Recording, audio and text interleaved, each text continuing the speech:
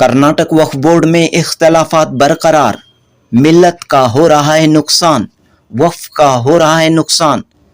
जी हाँ दोस्तों, अब लग रहा है कि वक्फ बोर्ड के मेंबरों के दरमियान अना की जंग जारी है। चेयरमैन की कुर्सी के लिए अब भी जंग जारी है और मिल्लत का ज़बरदस्त नुकसान हो रहा है और रियासत के बड़े बड़े लीडरान, अमाए दीन, उलमाए कराम, तंजीमें सब के सब खामोश हैं। आज बतारीख 12 जून बरोज़ जुमेरात कर्नाटक रियासती वक्फ बोर्ड की मीटिंग थी। वक्फ बोर्ड के नए चेयरमैन हाफिज़ कुरान, आला तालीम याफ्ता नौजवान, उभरते हुए कायद अली अल हुसैनी उर्फ अली बाबा की सदारत में ये दूसरी मीटिंग बुलाई गई थी, लेकिन अफसोस के कई मेंबर्स गैर हाजिर रहे।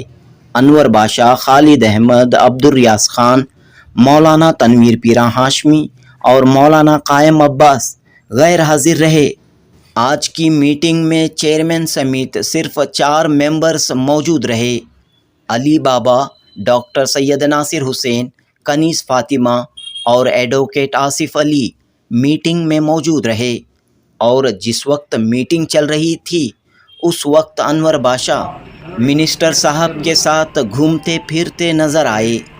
एक जानिब रियासत में वक्फ मसाइल का अंबार है, वक्फ बोर्ड और वक्फ के दफ्तरों का कामकाज बुरी तरह मुतासिर हुआ है, तो दूसरी तरफ वक्फ बोर्ड के बड़े बड़े मेंबरान आपसी इख्तलाफात में उलझे हुए हैं, चेयरमैन की कुर्सी की लड़ाई में उलझे हुए हैं और अल्टीमेटली मिल्लत को एक बड़ा नुकसान होता हुआ दिखाई दे रहा है।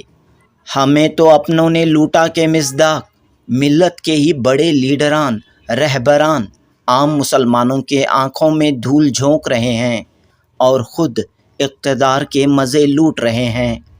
जनूबी हिंद न्यूज़ रिपोर्ट।